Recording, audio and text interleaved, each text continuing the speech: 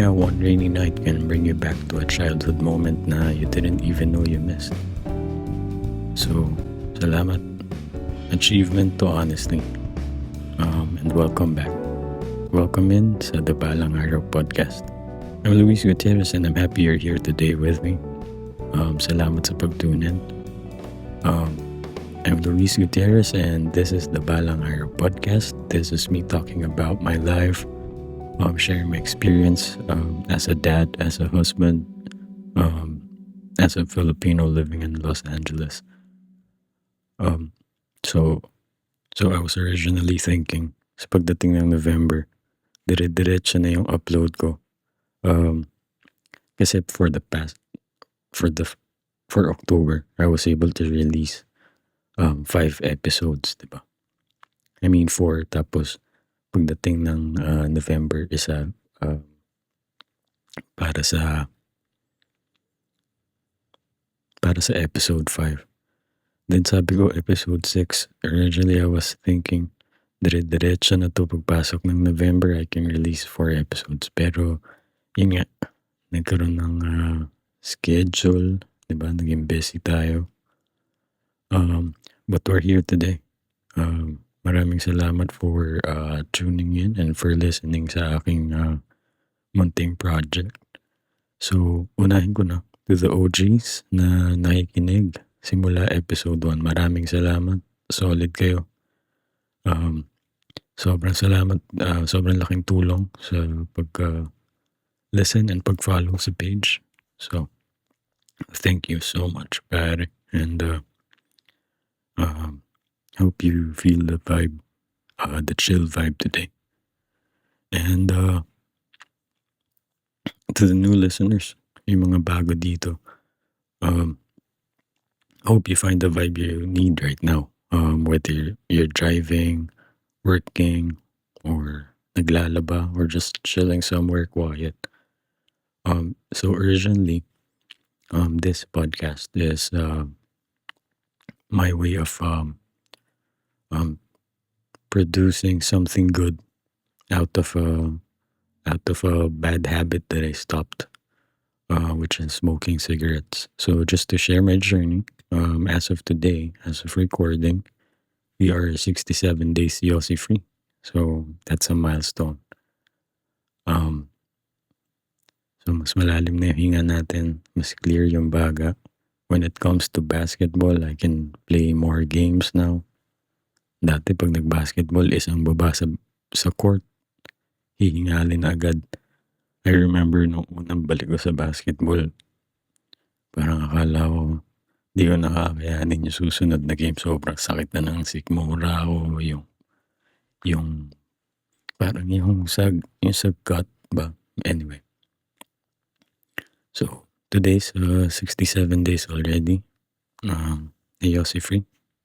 So yeah, today I'm recording this podcast on a rainy day here in LA.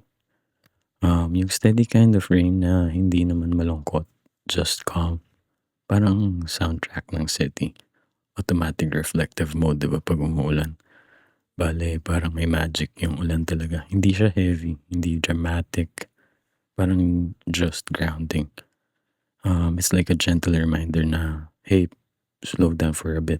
You're alive, you're breathing. Kanina, habang nagdadrive ako, bigla ako na-transport sa isang memory ko na pinaka-soft, pinaka-innocent na memory ko growing up. Kinikwento ko talaga kay Mrs. na this is like my feel-good moment during rain. So, meron kasing era sa family namin na we would always go to Manawag, yung church doon. And then, you would drive back after the mass, diba? So that's a Sunday night. Usually after naman ng church doon, papasyal ka pa. Then you would have dinner there na rin sa area. Tapos abutin ka ng gabi. So that's gonna be Sunday night. Dark highway. So pauwi ng QC galing Manawag. I was young then, nasa likod din lang ako ng sasakyan tapos nung time na yun, yung aircon, siyempre kailangan maisabay sa ulan para hindi magfa-fog. So, nasa likod lang ako ng sasakyan, AC na chill tapos ulan and, I was just there yung like yung tunog lang ng wiper, yung ambience ng ulan, parang natural white noise. Um, at that age, hindi mo iniisip na, I mean anything deep, like you're just observing the world quietly, calm, curious, and, safe without even trying. Yung lamig ng AC na tumatama sa braso mo, yung konting fog sa window, um, it felt steady sa akin. I mean, it felt warm, it felt like you were exactly where you needed to be. Hindi ko mag-gets nun kung bakit nasarap nung moment na yun, pero ngayon parang bilang adult, klaro na. That wasn't just a ride, that was like a peace. That was, I mean, para sa akin, childhood clarity. That was the kind of calm na soothing. And, every time umuulan dito sa LA, hindi bumabalik yung exact scene, pero bumabalik yung feeling.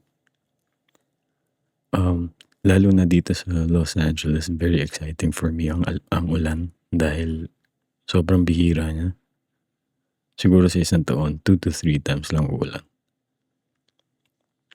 So, yung feeling na yun, yung softness, yung stillness, parang yun pa rin yung version na present lang sa mundo without pressure. So, fast forward to now. I mean, ang dami mo ng hawak, ang dami mo ng responsibilities, dami mong inaasikaso, bills, work, deadlines, tapos nagtatry kang mag-chase ng dreams mo ng dream mo.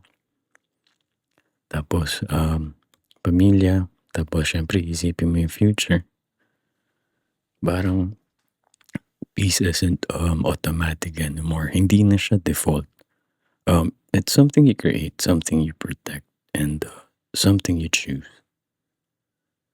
Pero the rain today reminded me, kahit gaano ka busy, kahit gaano ka stressed, life still gives you pockets of calm kung tatanggapin mo. Sometimes it's just yung ulan, tahimik na car ride with your family and yourself. I mean, yun lang din naman yung kailangan mo at the moment. Balang araw isn't about some perfect future. It's about the tiny steps I take today. It's about returning to yourself. Yung pag-check mo sa sarili mo in quiet ways. I can say balang araw is built through small wins,